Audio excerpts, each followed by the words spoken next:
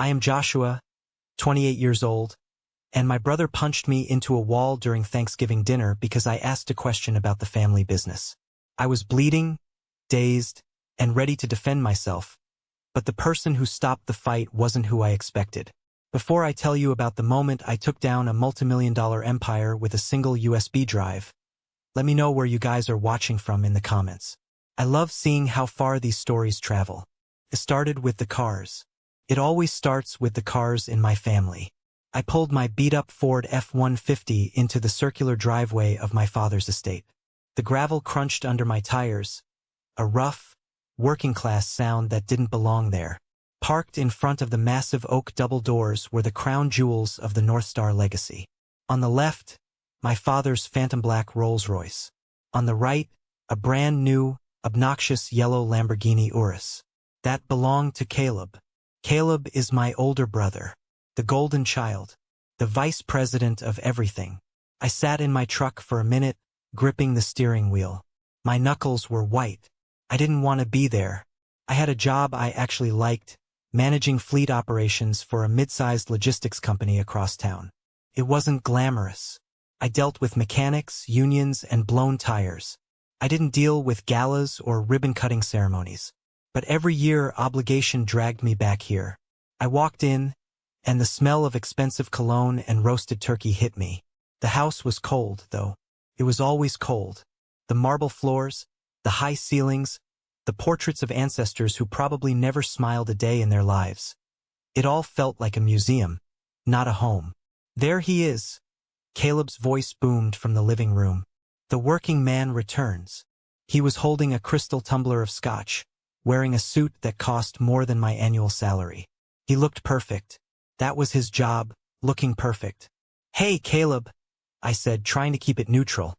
My father, Robert, didn't even look up from his phone. "You're late, Joshua. We have guests arriving at 7. Go change."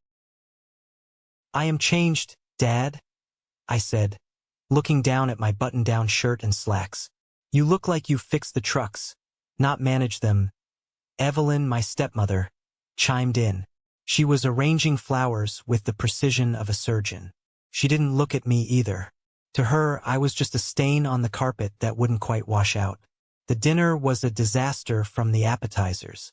We sat at the long mahogany table, Dad at the head, Evelyn opposite him, Caleb on the right, and me on the left.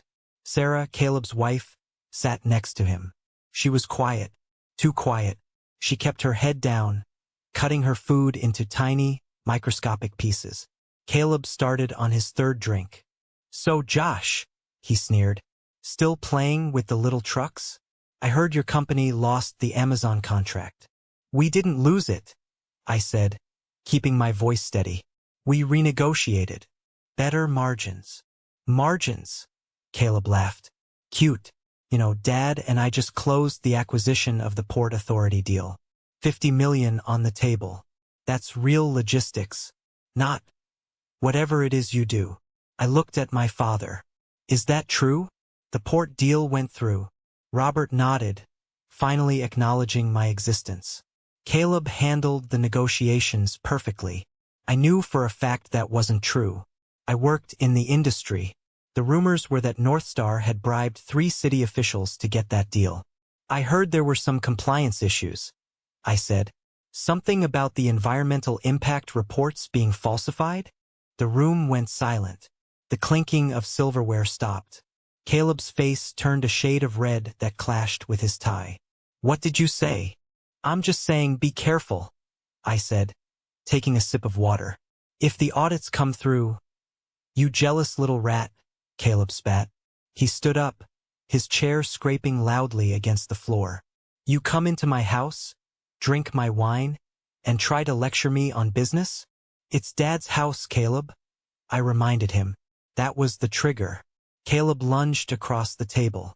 He was fast for someone who'd been drinking. He grabbed my collar and yanked me up. I tried to shove him back, but he swung. His fist connected with my jaw, a solid, heavy impact that sent sparks across my vision. I stumbled back, my feet tangling in the rug.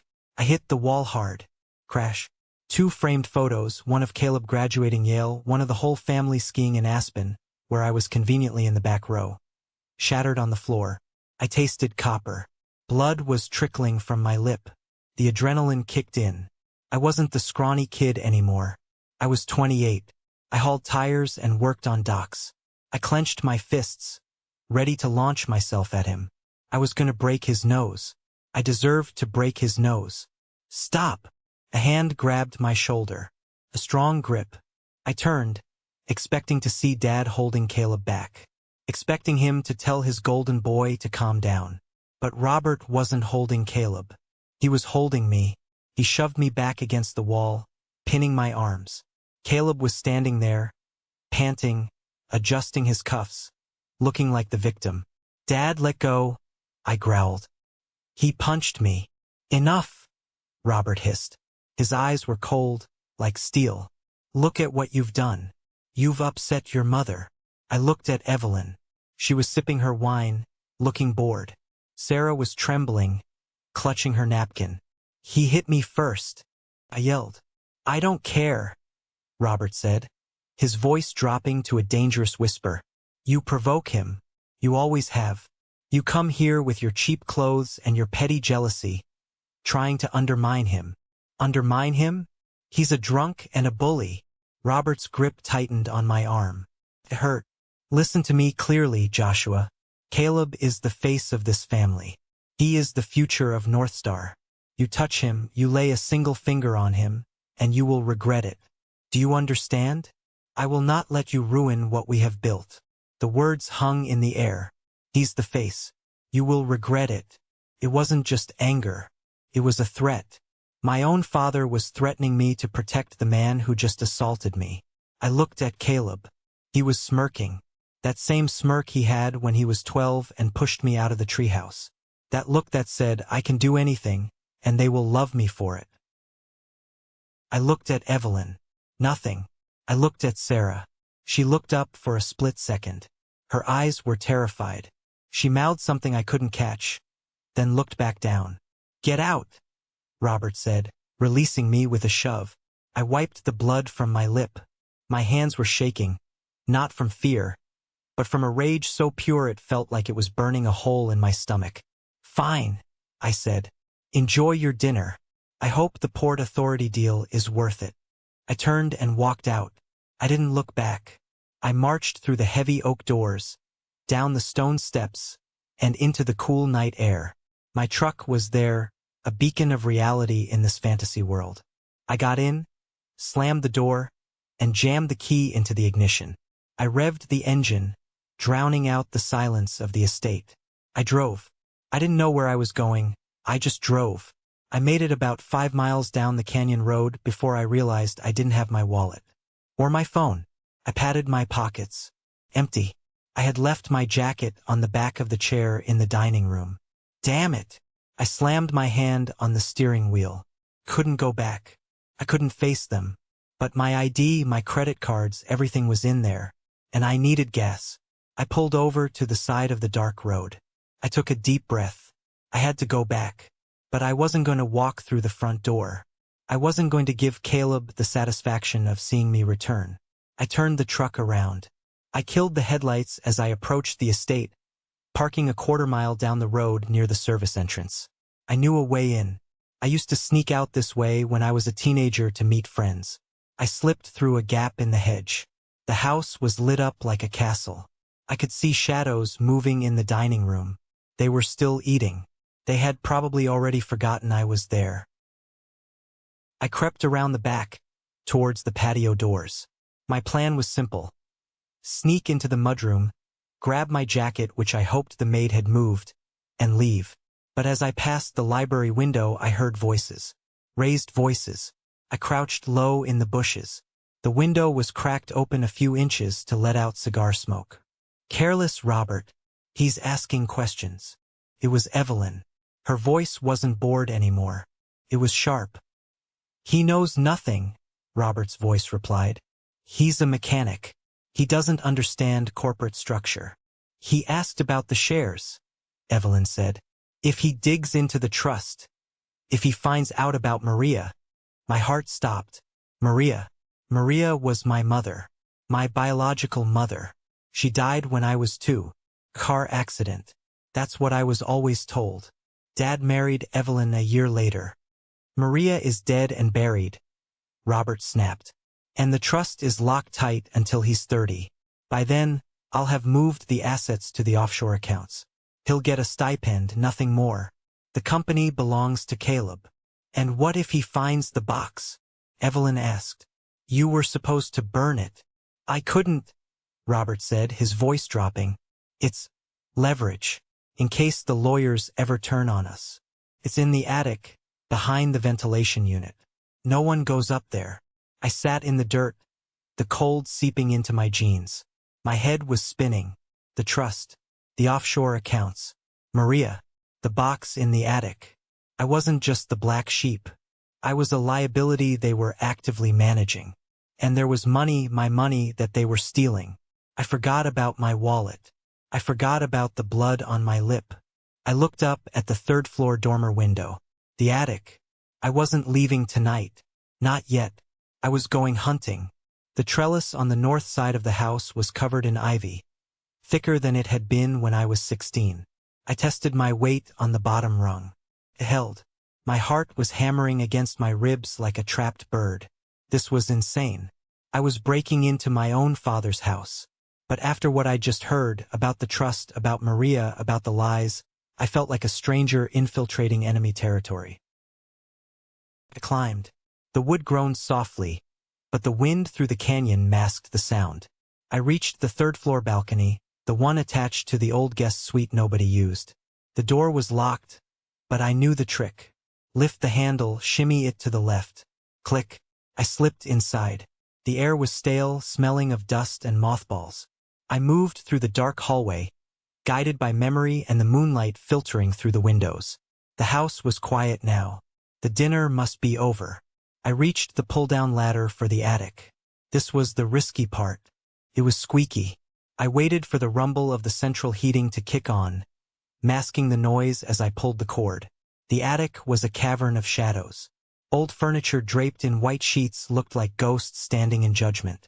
I used the flashlight on my watch, a small tactical thing I used for inspections. Behind the ventilation unit. That's what Dad said.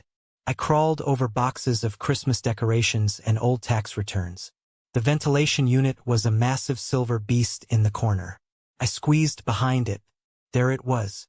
A metal lockbox. Not dusty. Someone had touched this recently. I dragged it out. It was locked, obviously. But I looked around. Dad was a creature of habit. He hid keys in magnetic boxes. I felt along the metal beam above me. Bingo! A small magnetic key hider. My hands were shaking as I fit the small key into the lock. Inside were papers. Stacks of them. The first thing I saw was a birth certificate. Joshua David Morgan. Mother, Maria Elena Santos. Father, Robert Morgan. But underneath it was a document titled Custody Relinquishment and Non-Disclosure Agreement. I frowned, angling the light. It was dated 26 years ago. I, Maria Santos, agree to relinquish full physical and legal custody of Joshua Morgan in exchange for. The sum was blanked out, but there was a signature. It was shaky, erratic. I dug deeper. There was a leather-bound journal. The cover was worn. I opened it. The handwriting was elegant but hurried. September 12, 1998. He says he will take him. He says I am unfit because I don't have his money. He has lawyers who can prove black is white. They told me if I don't sign, they will plant drugs in my apartment. They will make sure I go to jail and never see Josh again. I have to sign. It's the only way to keep him safe. October 4th, 1998. I signed. I feel like I have died. He is taking my baby. He promises Josh will have a better life. A wealthy life. But I know Robert. He doesn't want a son, he wants an heir. And since he already has Caleb, he just wants to erase his mistake. Tears blurred my vision. She didn't die in a car crash when I was 2. She was forced out. She was blackmailed. I flipped to the end. November 1999. I am sick. The stress, the grief. The doctor says it's my heart. I'm sending this diary to Mrs. Higgins at the elementary school. She was the only one who was kind to me. If anything happens to me, I want Josh to know. I loved him. I never wanted to leave.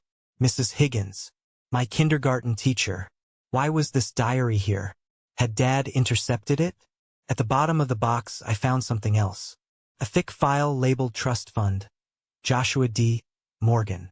I skimmed the legal jargon. It was established by my grandfather, Robert's father. He knew about me. He knew I was the illegitimate son, and he apparently didn't trust Robert. He had left 40% of the company voting shares to me, to be released upon my 30th birthday, or, I squinted at the fine print, or in the event of gross misconduct by the current trustee, Robert Morgan. My blood ran cold. I wasn't just a mechanic. I was the majority shareholder in waiting. Dad and Caleb owned 30% each. If I claimed my 40%, I could outvote either of them. If I allied with the board, I could control the whole damn thing. That's why they treated me like dirt. That's why they wanted me to feel small, worthless, and unconnected to the family. They needed me to stay away so they could siphon the assets before I turned 30. I took the birth certificate, the diary, and the trust documents. I shoved them down my shirt. Then I saw a USB drive taped to the inside lid of the box. I peeled it off and pocketed it. I was about to close the box when I heard a noise. Footsteps. Directly below me. I froze. I can't do this anymore, Robert. A voice sobbed. It was Sarah. I crept to the attic hatch, which I had left slightly ajar. Light spilled up from the hallway below. You will do it. Robert's voice was low, threatening. You enjoy the lifestyle, don't you? The cars, the private schools for Lily? If you leave Caleb, you leave with nothing. The prenup is ironclad, and I will sue for full custody of Lily. You'll be lucky to see her on weekends. He hits me. Sarah cried, her voice muffled, like she was covering her mouth. He hit Lily today because she spilled juice on the rug. She's 6, Robert. My fists clenched so hard my nails dug into my palms. Caleb was hitting his daughter. Discipline is necessary, Robert said coldly. Caleb is under a lot of pressure. He's the face of this family. You need to support him, not provoke him. Support him? Sarah sounded hysterical. He's a monster. He is a Morgan, Robert snapped. And so are you. Now wash your face. Put on some concealer. We have guests downstairs who want to meet the happy couple. I heard a door slam, then silence. I lay there on the dusty floorboards, my entire body vibrating with rage. They were trapping her just like they trapped my mother. Threatening to take the child. Using money as a weapon. Couldn't just leave. I needed to get out, yes, but I needed a plan. I waited another hour until the house was completely silent. I climbed back down the trellis, the documents crinkling against my chest. When I got back to my truck, I didn't drive home. I drove to a 24-hour diner on the edge of town. I ordered black coffee and sat in the back booth. I pulled out the USB drive. I didn't have my laptop, but I knew who did. I called Marcus. Marcus was my college roommate, a guy who worked in cybersecurity for a bank. It was 2 a.m. Josh, he answered, groggy. Dude, it's late. I need you, I said. I have a USB drive. And I have a war to start. Where are you? The diner on 4th. Bring your rig. Marcus arrived 20 minutes later, wearing pajama pants and a hoodie. He took one look at my split lip and the dried blood on my shirt. Who hit you? Caleb? Yeah, I said. But that doesn't matter. Plug this in. He opened his laptop and inserted the drive. His fingers flew across the keyboard. It's encrypted. AES 256. Standard corporate stuff. Give me 10 minutes. I sipped my coffee, watching the progress bar. Got it, Marcus said. Whoa. What is it? It's an archive, Marcus whispered. Emails, HR reports, settlements. He turned the screen toward me. Subject, harassment complaint, Assistant J. Doe. From HR Director to Robert Morgan. Robert, the girl is asking for $50,000 to stay quiet. Caleb admits he cornered her in the elevator. If this gets out, the IPO is dead. I recommend we pay. Reply from Robert. Pay her. Then fire her for performance issues 3 months later. Make sure she signs the NDA. There were dozens of them. Caleb wasn't just a bully at home. He was a predator at work. And Dad was the cleaner. This is it, Marcus said. This is nuclear. It's not enough, I said, staring at the screen. They have lawyers. They'll say the emails are faked. They'll bury this in court for years. So what do you need? I need a witness, I said. I need someone they can't buy. I thought about Sarah, the fear in her eyes. He hit Lily, and I thought about Mrs. Higgins. The diary said she knew the truth about my mother. I need to make a call, I said. Now? No, I said, checking my watch. First thing in the morning. But first, I need to send a message. I pulled out my phone, which I had retrieved from my jacket before escaping, and found Sarah's number. We hadn't spoken in years, not really. Just polite nods at holidays. Sarah, it's Josh. I heard everything tonight. I know about Lily. Don't delete this. I can help. Meet me at the old park by the river tomorrow at 9 a.m. Come alone. I hit send. I sat back. The war had begun. I wasn't just fighting for my inheritance anymore. I was fighting for Maria, for Sarah, for Lily, and for the kid I used to be, the one who thought he deserved the bruises. The park by the river was deserted on a Tuesday morning, shrouded in a gray mist that felt appropriate for the clandestine nature of my meeting. I sat on a damp bench, watching the water churn. My jaw ached where Caleb had punched me, a throbbing reminder of why I was here. At 9:05 a.m., a black Porsche Cayenne pulled into the lot. Sarah. She didn't get out immediately. She sat there for a long time. I could see her checking her mirrors, looking for tails. She was living in a war zone, I realized. Every move was calculated. Finally, the door opened. She wore a trench coat and large designer sunglasses, despite the overcast sky. She walked toward me, her heels clicking on the pavement. Josh, she said, her voice tight. She didn't sit down. She stood ready to run. Thank you for coming, I said. You shouldn't have texted me, she whispered, looking around. Robert monitors the data plans. If he sees. I used an encrypted app, I lied, though I planned to install one on her phone immediately. Sarah, take off the glasses. No, please. She hesitated, her hand trembling as she reached up. She slid the glasses off. I inhaled sharply. Her left eye was swollen shut, a grotesque shade of purple and yellow. Caleb? I asked, though I knew the answer. She nodded, tears welling up in her good eye. He didn't like the way I looked at the waiter last night, said I was flirting. And Lily? I asked gently. Sarah crumpled. She sat down on the bench, burying her face in her hands. He pushed her. She fell. She has a bruise on her arm. She's terrified of him, Josh. She wets the bed every time she hears his car in the driveway. We're going to stop him, I said. I promise you. She laughed, a bitter, broken sound. How? He's untouchable. You know Robert. He owns the police chief. He owns the judges. I went to a divorce lawyer last year. 2 days later, Robert called me into his office and played a recording of my meeting with the lawyer. He has eyes everywhere. He doesn't have this, I said, tapping the pocket where the USB drive was. I found his stash, Sarah. The HR cover-ups. The payoffs. It won't stick, she said hopelessly. It's just paper. It's a start. But I need more. I need the room. What room? The study, where Robert keeps the physical files. Or wherever he records those meetings. Sarah wiped her eyes. She looked at me, really looked at me, for the first time. You're different today, Josh. You usually just take it. I'm done taking it, I said. I found my birth certificate, Sarah, and a trust fund. I own 40% of the company. Her eyes widened. The rumors were true. You knew.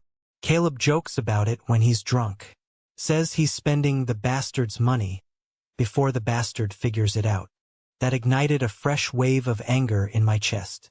Help me, Sarah. Help me protect Lily. If we take them down, you get custody. You get the alimony. You get freedom. She took a deep breath. There's something you should know. I didn't just sit there and take it, Josh. I tried to protect myself. She reached into her purse and pulled out a small, sleek device. It looked like a car key fob. What is that? It's a recorder, she said. High fidelity. Voice activated. I hid one in Robert's Rolls-Royce about 3 months ago, under the passenger seat. He never cleans that car himself, and the detailers are too scared to touch anything under the seats. My jaw dropped. You bugged the Rolls? I wanted to know if he was cheating on Evelyn, she admitted. I thought maybe I could use it for leverage, but I got so much more. Josh, he makes calls from that car. Safe calls. He thinks it's a secure line. Do you have the files? They upload to a cloud server whenever the car is near the garage Wi-Fi. I have hours of audio. Sarah, I said, grinning for the first time in days. You are a genius. We spent the next hour in my truck. It was safer than the park bench. Sarah logged into a hidden cloud account on her phone. We listened. Audio file, October 14th. Robert's voice. Listen to me, Julian. The audit is coming. Shift the debt to the subsidiary. Yes, the one Josh manages. If it goes under, we blame his incompetence. Kills 2 birds with 1 stone. We wash the debt, and we discredit him so the board never accepts him. I felt sick. He wasn't just stealing from me. He was setting me up to take the fall for corporate fraud. Audio file, November 1st. Caleb's voice. Dad, that girl from accounting is calling again. Robert. I told you to handle it. Caleb. I did. I threatened her visa, but she says she has texts. Robert. Bring her to the office on Saturday. I'll have Miller arrest her for corporate espionage. We'll plant the files on her laptop. My God. I whispered. They frame people. This is our ammunition, Sarah said. But what do we do with it? If we go to the police, Miller will just bury it. We don't go to the police, I said. Not yet. We go to the public. We go to the people who give them their power. The gala, Sarah realized. The business leader of the year gala, I confirmed. Saturday night. Caleb is accepting the award. The whole board will be there. The press. The investors. Robert is controlling the AV booth, Sarah said. He's paranoid about technical glitches. I can handle the tech, I said, thinking of Marcus. But I need you to get me something else. I need the original copy of my mother's surrender form. The one in the attic. I need to prove coercion. I can get it, she said. Caleb is going to a bachelor party tonight. Robert and Evelyn have a charity dinner. The house will be empty. Be careful, I warned. If they catch you. I'm doing this for Lily, she said, her voice finding a new steeliness. I'm not afraid anymore, Josh. I'm just angry. I watched her drive away. I felt a strange sense of pride. They had pushed us into corners, made us feel weak. But they forgot that cornered animals are the most dangerous. I drove straight to Marcus's apartment. He was already awake, surrounded by energy drink cans. You look terrible, he greeted me. I have audio, I said, tossing my phone on his desk. Hours of it. Robert admitting to fraud, bribery, and framing employees. Marcus's eyes lit up. Christmas came early. We need to splice this, I said. Make a highlight reel. Video from the USB, audio from the car. We're gonna make a movie, Marcus. A horror movie. For the gala? Marcus grinned. I can get into the hotel system. It's a generic Wi-Fi setup. But the projector is usually hardwired. We need physical access to the control room. I know someone, I said. Chloe. Chloe was a girl I went to high school with. She worked for the event planning company that handled all of North Star's events. We had dated briefly in our senior year before Dad forced me to break it up because she was blue-collar. I called her. She was hesitant. Josh, I could lose my job. she said. Chloe, these people are criminals. They're abusing women. They're framing innocent employees. I'm not asking you to do anything illegal. Just leave a door unlocked. Look the other way for 5 minutes.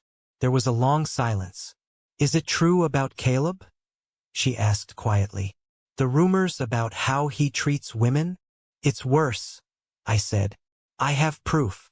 Okay, she said. The technical director takes a smoke break at 7:45 p.m., right before the speeches start. I'll make sure the side door is propped. Thank you, Chloe. Just make sure he gets what he deserves, she said. I hung up. The pieces were falling into place. But there was one loose end. The emotional core. The legal proof that the family foundation was built on a lie. I needed to see Mrs. Higgins. Mrs. Higgins lived in a small, sun-bleached bungalow on the south side of town. It was a humble place, surrounded by rose bushes that had seen better days. She had been my kindergarten teacher, a warm, grandmotherly figure who used to give me extra crackers when I didn't bring a lunch, which happened often, despite my family's wealth. Evelyn often forgot to pack one. I knocked on the door. Took a while, but eventually it opened. Mrs. Higgins looked older, frilier, relying on a cane. But her eyes were sharp. Joshua? She squinted. Joshua Morgan? Hi, Mrs. Higgins, I said. Can I come in? She ushered me into her living room, which smelled of lavender and old paper. She made me tea, her hands shaking slightly. I haven't seen you since you were a boy, she said. You look like her. You have Maria's eyes. The mention of my mother made my throat tight. You knew her? We were friends, she said softly. She volunteered at the library. She was so terrified, Joshua. Terrified of your father. I found the diary, I said. I pulled the worn leather book from my jacket. Mrs. Higgins gasped. She reached out and touched the cover like it was a holy relic. I thought Robert destroyed this. I gave it to him. I had to. Why? He threatened my pension, she whispered, looking down. He was on the school board. He said if I didn't give him the lies Maria wrote, he would ensure I was fired and blacklisted. I was alone, Joshua. My husband had just passed. I needed the job. She started to cry. I failed her. And I failed you. You didn't fail me, I said, reaching across the table to hold her hand. You were the only one who was nice to me. I remember. You used to read to me when the other kids were at recess. You were so sad, she said. A child shouldn't be that sad. Mrs. Higgins, I'm going to stop him. I'm going to expose everything. But I need you. I need you to verify this diary. I need you to tell people that Robert coerced you. She looked frightened. He is a powerful man. He's a criminal, I said, and I have him cornered. But I need someone with integrity to stand up and say, this is the truth. Will you do that for Maria? She looked at the diary, then at me. She straightened her back, gripping her cane. He took a mother away from her son, she said, her voice hardening. I have lived with that guilt for 20 years. Yes, Joshua, I will help you. I drove Mrs. Higgins to a safe hotel near the gala venue. I didn't want her at her house when the storm hit. Then I went back to Marcus's place. It's done, Marcus said, spinning his chair around. I've synced the audio from the rolls with the video from the USB. I also added some visual aids, graphs showing the embezzlement. It's a masterpiece. We watched the final cut. It was 5 minutes of pure destruction. It started with Caleb's arrogance, cut to the photos of Sarah's bruises, played the audio of Robert ordering the cover-ups, and ended with the scan of my birth certificate and the trust fund documents. It's brutal, I said. It's justice, Marcus corrected. My phone buzzed. It was Sarah. I have the surrender form, and I found something else. Robert has a safe in the floor of his closet. The combination was in his phone notes. He's getting sloppy. I took photos of the ledgers. Cash bribes to the zoning commission. Are you safe? I texted back. I'm at the hotel getting ready for the gala. He doesn't suspect a thing. He thinks I'm cowed. Stay strong. Tonight it ends. I put on my suit. It wasn't a tuxedo. It was a simple, dark gray suit I wore for client meetings. I wasn't going there to fit in. I was going there to work. "Ready?" Marcus asked. He was wearing a waiter's uniform he'd managed to procure. "Let's go crash a party," I said. As we drove to the Grand Hotel, I felt a strange calm. For years, I had been afraid of my father. Afraid of his voice, his disapproval, his power. But now, realizing that his power was built on terrified women and falsified documents, he didn't look like a giant anymore. He looked like a small, pathetic man standing on a house of cards. And I was the wind. The grand ballroom was a sea of black ties and sequins. Crystal chandeliers dripped light onto the elite of the city. I stood in the shadows of the mezzanine, watching them. There was Robert shaking hands with the mayor. He looked regal, the picture of the benevolent patriarch. Evelyn was by his side, smiling that frozen, plastic smile. And there was Caleb. He was at the center table, laughing loudly, holding court.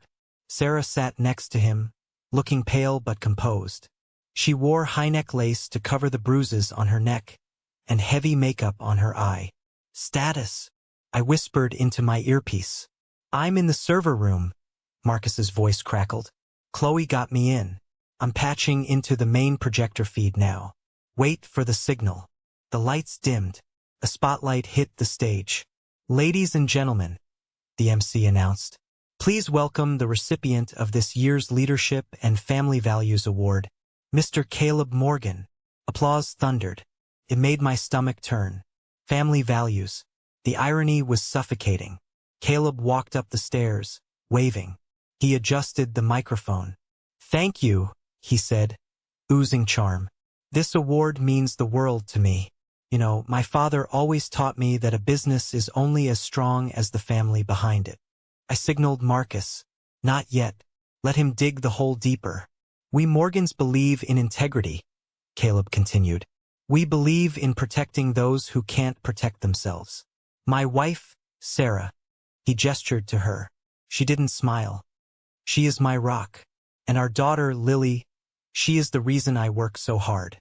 To build a future she can be proud of." "Now," I whispered.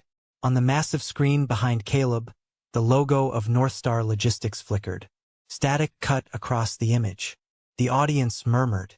Caleb looked back, confused. Looks like we have a technical glitch."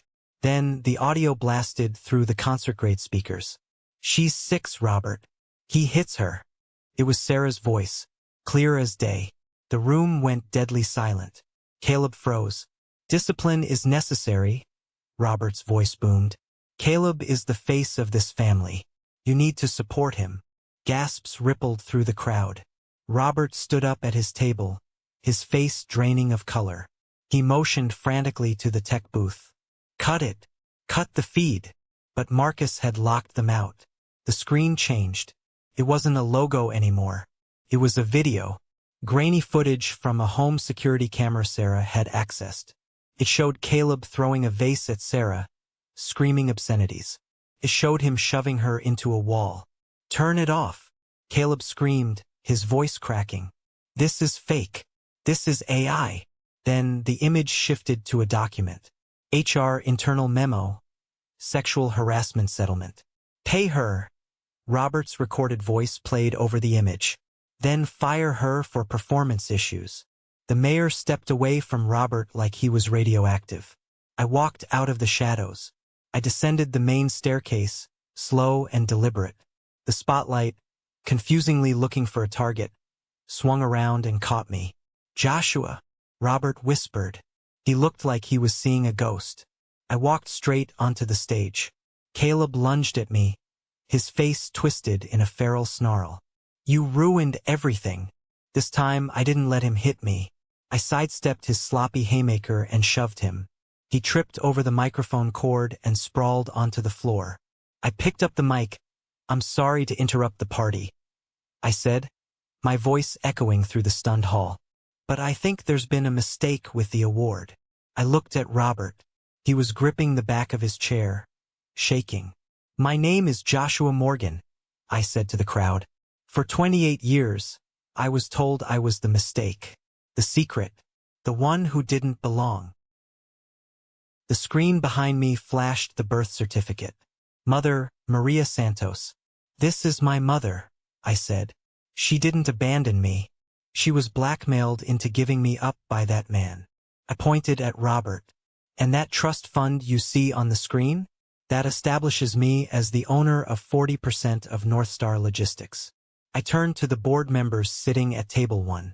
As majority shareholder, I said, my voice steady, I am calling for an immediate vote of no confidence in Robert and Caleb Morgan, pending a criminal investigation into fraud, embezzlement, and domestic abuse. You can't do this, Robert screamed. Security, remove him. The security guards moved forward, but then stopped. They looked at the screen. They looked at the mayor. They looked at me. Then Sarah stood up. She walked up the stairs to the stage. She stood next to me. She took the mic from my hand. It's all true, she said, her voice shaking but loud. He hits me. He hits our daughter. And Robert protects him.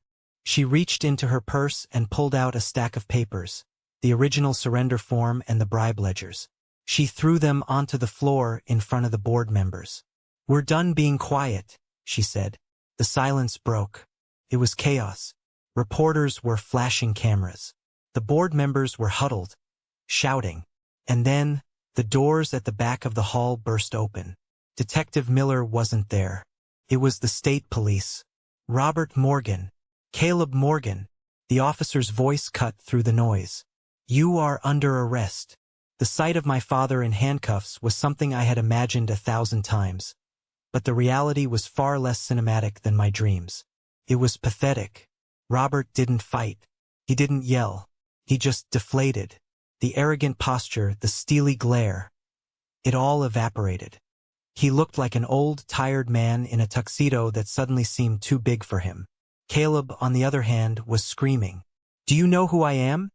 He shouted as 2 officers dragged him toward the exit. I'm the vice president. I'm the face of this family. Not anymore, buddy, one of the cops muttered, pushing his head down to get him into the cruiser. I stood on the steps of the hotel, watching the flashing red and blue lights paint the scene in surreal colors. The valet stand, usually reserved for Ferraris and Bentleys, was now a parking lot for police cruisers. Sarah stood beside me, shivering in the night air. I took off my suit jacket and draped it over her shoulders. Ideally, I said. That went well. She let out a short, shocked laugh. Ideally.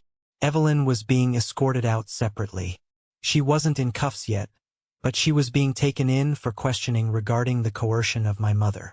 She walked past me, her head high, refusing to make eye contact. Even in defeat, she couldn't acknowledge me. Then they brought Robert out. He stopped when he saw me. The officer tried to nudge him forward, but he planted his feet. Joshua, he croaked. I looked at him. I didn't feel the fear anymore. I didn't feel the anger either, just a profound sense of pity.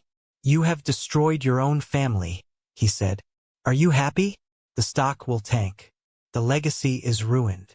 The legacy was a lie, Dad, I said calmly. And I didn't destroy the family. You did that 26 years ago when you forced my mother to sign that paper.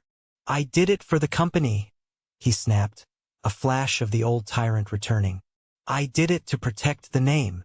Well, I said, looking at the news vans pulling up. The name is all over the news now. I hope it was worth it. I turned my back on him.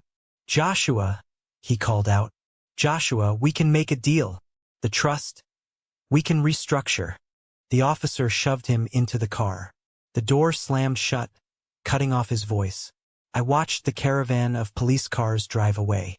The flashing lights faded into the distance. I felt a hand on my arm. It was Mrs. Higgins. She had been watching from the lobby. She would be proud of you, she whispered. Maria would be so proud. Thank you, I said, my voice thick with emotion. For keeping the diary. For everything. Marcus walked up, holding a glass of champagne he'd swiped from a tray. So, he said, clinking his glass against my imaginary one. You're technically the boss now. Does this mean I get a raise? I think we can work something out. I smiled. The fallout over the next few hours was swift. The board of directors held an emergency meeting right there in the hotel conference room. With Robert and Caleb arrested and the evidence of fraud public, they had no choice. They appointed an interim CEO, Mr. Sterling, the one honest man on the board, and recognized my 40% stake. I wasn't the CEO yet. I didn't want to be. I had a lot to learn. But I was on the board. I had a voice. Around 2 a.m., I walked Sarah to her car, her real car, not the one bugged by her husband. Where will you go? I asked. My sister's place in Vermont, she said. It's quiet there. Lily can see the snow. You have the best lawyers in the city now, I told her. Paid for by the company. You'll get full custody. I'll make sure of it. She hugged me. It was a fierce, desperate hug. You saved us, Josh. You really saved us. We saved each other, I said. I watched her drive away. I walked back to my truck. My old, beat-up Ford F-150.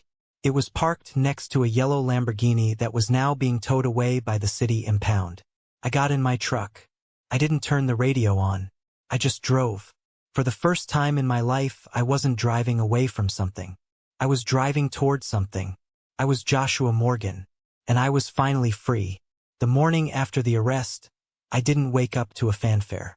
I woke up to a ringing phone. It was 5 a.m. The sun wasn't even up yet, but the vultures were circling. My phone screen was lit up with notifications. CNN, Fox Business, The Wall Street Journal. The headline was everywhere. Logistics empire crumbles. The Morgan scandal.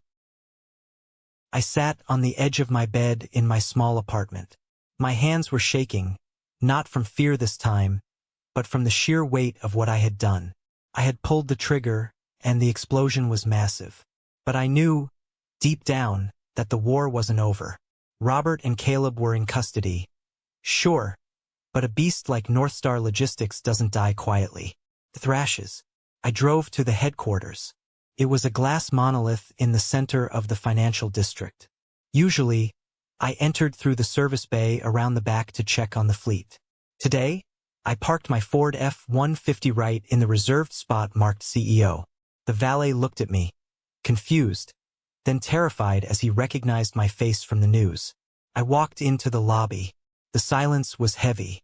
Employees were huddled in clusters, whispering.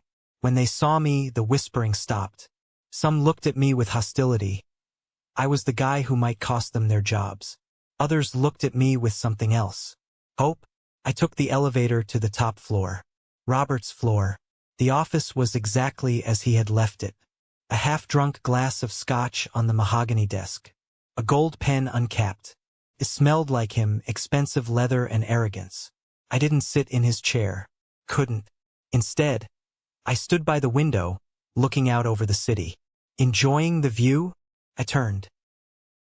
You knew, I said. You knew about the coercion. You knew about my mother. I knew Robert was a difficult man, Julian shrugged, taking a sip. But let's not dwell on the past. We have a crisis to manage. The stock is down 40% in pre-market trading. The board is panicking. They want to liquidate. Let them panic, I said. No, Julian tooted, walking closer. That's the mechanic in you talking. Think like a CEO, Josh. You own 40%. If this company goes under, you inherit nothing but debt and lawsuits. You need to stabilize the ship. And let me guess. I crossed my arms. You're the one to help me do that? I know where the bodies are buried. Julian smiled. It was a reptilian smile. I know how to calm the SEC. I know which judges to call to delay the hearings. I can save your inheritance, Josh. All I need is for you to sign a temporary power of attorney. Just until the dust settles. You're not ready for this. You fix trucks. Let me fix the company. He slid a document across the desk. It looked standard. Temporary administrative control. For a second, I hesitated. He was right. I didn't know how to handle the SEC. I didn't know how to manage a billion-dollar collapse. I was drowning. But then I remembered the diary. The entry from November. He says he will take him. I looked at Julian. You were there that night, weren't you? What night? The night my mother signed the papers. In 1998. Julian's smile faltered for a fraction of a second. I might have been present to notarize. It was a standard procedure. Standard procedure, I repeated. I didn't sign the paper. I picked it up and ripped it in half. I'm not Robert, I said. And I'm not the scared little kid you used to manipulate. You're fired, Julian. Julian's face hardened. The mask dropped. You can't fire me. I'm a partner in the firm. And without me, this company is dead in a week. You think you've won? You've just cut the head off a hydra. You have no idea what's coming. Get out, I said. He set his glass down. You'll come crawling back, Joshua. And when you do, the price will be double. He stormed out. I was shaking again. I sat down on the leather sofa, burying my face in my hands. He was right about one thing. I was in over my head. But I wasn't alone. I called Mr. Sterling, the interim CEO. We need a forensic audit, I told him. Not just of the company, of Julian, of the law firm, everything.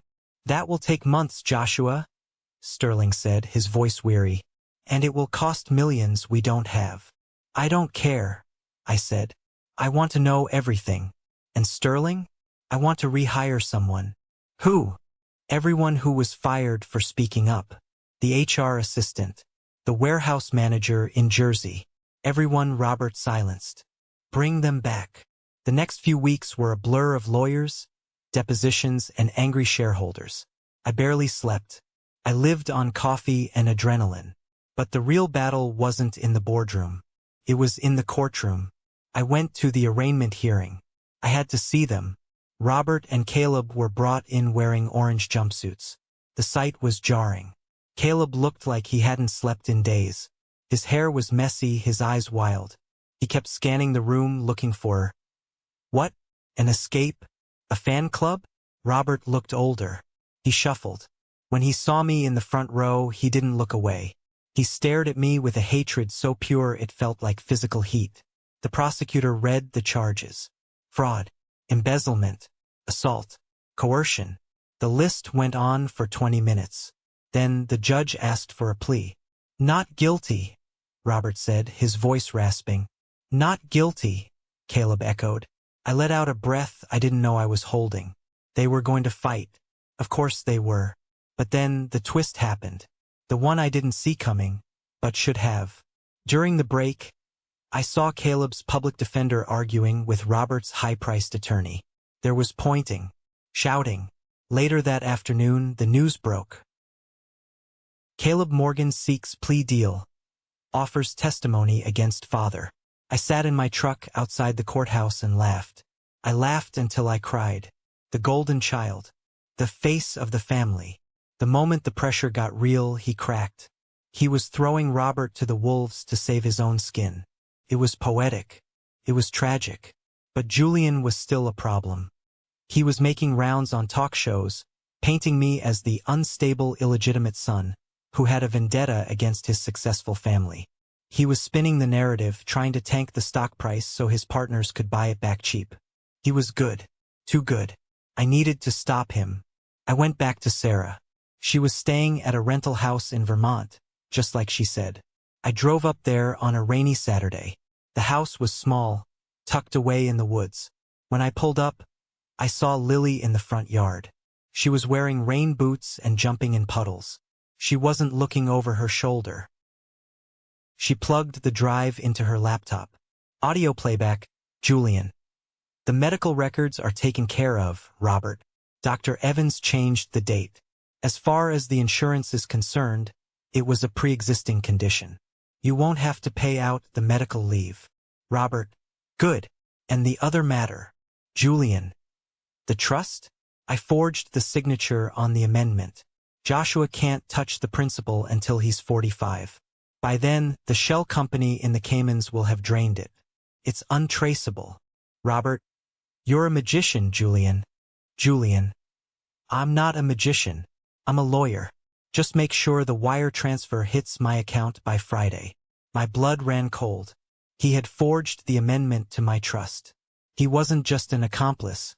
He was the architect of the theft. This is it, I whispered. This proves he forged documents. This proves he stole. Take him down, Josh, Sarah said, her eyes fierce. For all of us. I drove back to the city that night. I didn't go to the media. I went straight to Detective Miller, former Detective Miller. He had resigned in disgrace but was cooperating with the state police to reduce his sentence. I went to the state prosecutor, a sharp woman named Ms. Vance. I played the tape. Ms. Vance listened, her face unreadable. When it finished, she leaned back. This is wire fraud, forgery, conspiracy, and since the wire transfer crossed state lines, it's federal. Can you get him? Mr. Morgan, she smiled. A shark-like smile that I finally appreciated. I can get him before breakfast. The next morning, Julian was live on a morning talk show, explaining how tragic it was that the family business was being ruined by an inexperienced mechanic. Mid-interview, the camera caught movement in the wings. Federal agents walked onto the set. I watched from my office TV as they cuffed Julian on live television. The look on his face, pure, unadulterated shock, was better than any award. With Julian gone, the resistance crumbled. The board members who had sided with him resigned en masse. I was left with a broken company, a hollowed-out building, and 1,000 employees looking to me for answers. I called a town hall meeting, not in the boardroom but in the main warehouse. I stood on a pallet of tires, wearing my work boots and jeans. I looked out at the mechanics, the drivers, the logistics coordinators. These were my people. My name is Joshua, I said into the megaphone. I'm not a genius. I'm not a business leader of the year. I'm the guy who knows that if you don't change the oil, the engine blows. There was a ripple of laughter. This company has been run on fear for too long, I continued. That ends today. We are going to rebuild. It's going to be hard. We're going to lose contracts. We're going to have to work double shifts. But we're going to do it honestly. No more bribes. No more cover-ups.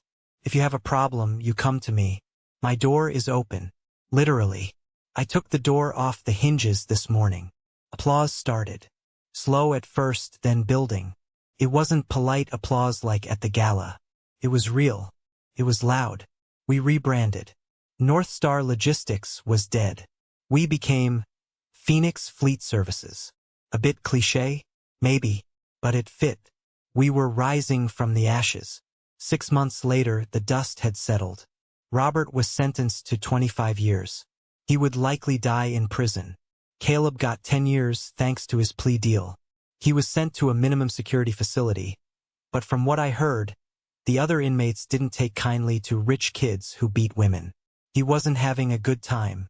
Evelyn avoided jail time by pleading ignorance, but she was bankrupt.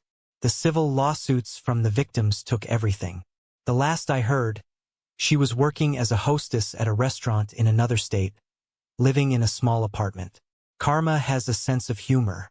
I was sitting in my office, now a modest room on the second floor, closer to the action, when Sarah walked in. She looked radiant. She had cut her hair short.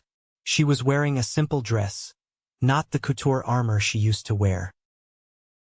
"Hey, boss," she teased. "Hey." I stood up. "How's Vermont?" "Cold," she laughed. "But good. Lily started school. She made a friend. She invited a boy over for a playdate. And she didn't flinch when his dad came to pick him up. That hit me hard. That's great, Sarah.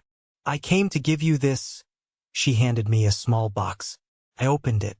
It was the watch. Robert's watch. The Patek Philippe he always wore. The one that symbolized his power. "The lawyers sent it to me with his personal effects," she said. "I don't want it. I thought maybe." I looked at the watch. It was worth more than my first house. It was heavy, gold, and cold. "No," I said, closing the box. "I don't want it either." "So what do we do with it?" "We sell it," I said. "And we start a scholarship fund. For kids who need a way out." Sarah smiled. "I like that. We walked out of the building together. The sign out front was new, Phoenix Fleet Services. The sun was setting, casting a warm, golden glow over the concrete. I looked at my truck. It was still the same old Ford, maybe a few more miles on it. But it felt different now. It wasn't an escape vehicle anymore. It was just a truck. "You want to grab dinner?" Sarah asked. "Lily wants to see her Uncle Josh." "I'd love to," I said, as I drove behind Sarah's car. A sensible Volvo SUV now. I realized something. I had spent my whole life fighting to be part of a family that didn't want me. I had bled for it. I had been punched for it. But family isn't about blood. It isn't about whose name is on the building. Family is the people who stand next to you when the walls come down. It's been a year since the gala. A year since the night that changed everything. I stood in the quietest place in the city, the Oakwood Cemetery. The grass was green, manicured, and peaceful. I held a bouquet of white lilies, Lily's idea. I found the stone. It was small, tucked away in the corner under a willow tree. For years, Robert hadn't even put a headstone here. Just a marker number. One of the first things I did with my inheritance was buy this stone.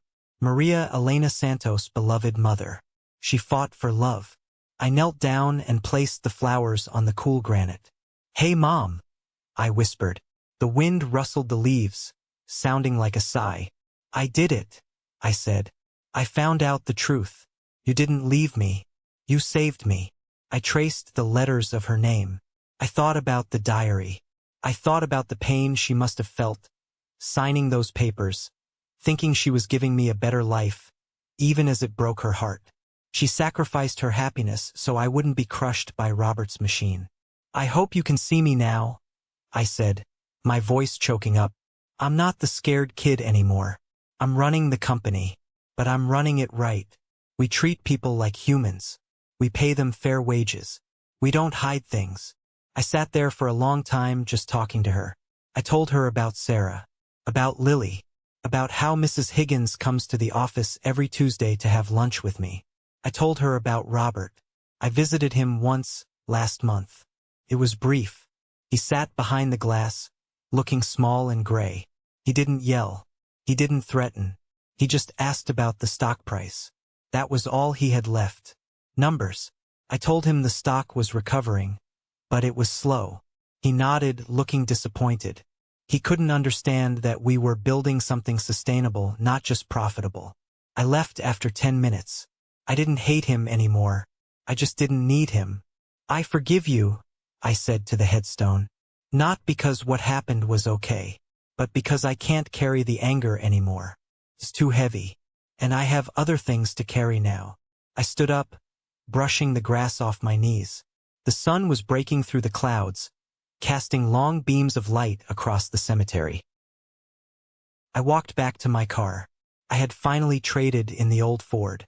Not for a Lamborghini, not for a Rolls-Royce. I bought a truck, a new one, reliable with top-rated safety features. A truck that could work, but also a truck that could carry a child seat in the back for when I took Lily to the zoo. I got in and started the engine.